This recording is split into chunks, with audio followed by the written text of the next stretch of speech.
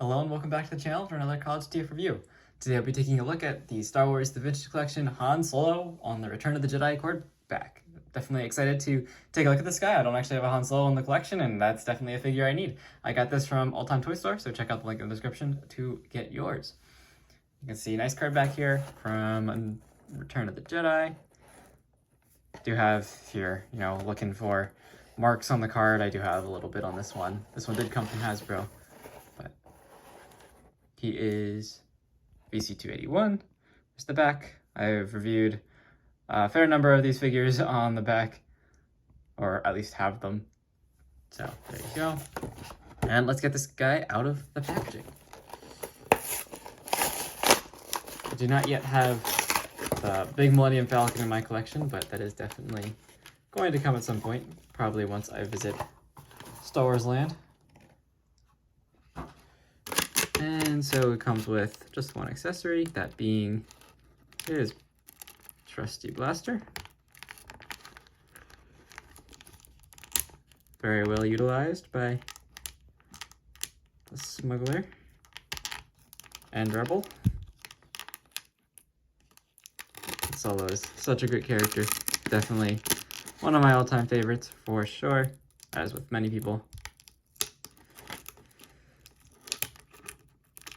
And here's this blaster. Picked out. The handle is in a nice brown plastic, and there is some nice silver on the barrel. Very nice sculpt. And of course, Han. So, we have a Han. It's time for a updated Leia, I think, as well. And here is Han, looking pretty good. That face sculpt looks fantastic, very much reminiscent of Harrison Ford. He's actually got like a few layers here, having this jacket on, looks really good. I know there's some complaints about this figure, but I think it looks pretty good. Might have a few inaccuracies, but still very nice figure for Han Solo. See the nice striping on the pants there, nice boots. Very nice. A nice belt here as well. He has the double belt going on, belt on the inside, and then this belt with the holster on the outside, and the holster is attached to his leg. Don't believe...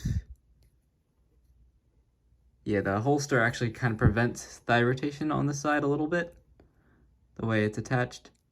The base of the leg there, it's a little interesting that it's actually attached to the leg, but it is down here actually attached. But articulation-wise, elsewhere, let's see, head is on the double ball joint, so all the range of movement you could want out of that. Shoulders go up very high. It's the way it's sculpted too. It hides the joint pretty well, and it allows for full movement. You get full rotation around as well. And then elbows do get just about 90 there, a little over 90. Very good. Got elbow swivel. And the wrists, this side is up and down, plus, of course, your rotation. And then this side is in and out, as is typical with right-handed weapon-wielding figures. Then his torso does have all this movement up here. You can crunch forward, crunch back, and rock side to side, as well as twist. There is no lower waist swivel, but you don't really need it because the torso has all that articulation. And then he does have, I think, the older style legs. I'll use the one without the holster. It's too bad this guy didn't come with updated articulation. These joints are exceptionally stiff on my copy here. There we go. Actually, I think maybe this is turned around the wrong way. There we go. So you can kick out. Getting very stiff out of the packaging. Kick forward. You got the thigh swivel. And you got a knee bend, which is nicely hidden in the pant sculpt there, to 90, as well as the swivel at the knee. And then the feet do go up and down. It's definitely an outdated figure. He has no rocker ankle or anything, a little disappointing there. Definitely, now I can see the concerns. His articulation is certainly not the greatest. He's got a little bit outdated features from what we have come to expect in the vintage collection, but still by no means a bad figure. And this side, because of the holster, his range of motion is definitely a little more restricted.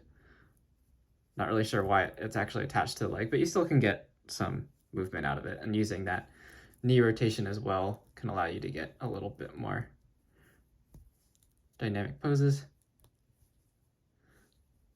So that is his articulation. And then of course he can hold his blaster, get his dex finger through the trigger there. He can hold it very well. Looks good.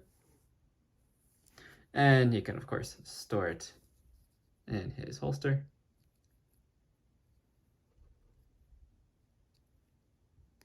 Like that, fits in very nice, looks very good. For comparison, speaking of better articulation, bring in, get up to stand, there we go.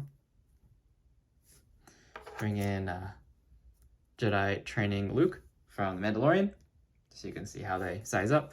And I honestly think they probably could have reused most of Luke's legs here on Han, but nonetheless, Han's a little bit taller, at least according to these figures, which I think is accurate to the actors as well. So there you go. But I do think, regardless of the outdated articulation in the leg department, I think he is still a very good figure. Definitely recommend him. I got mine from All Time Toy Store, so check out the link in the description. If you like this review, please leave a like and subscribe, and I'll see you in the next video.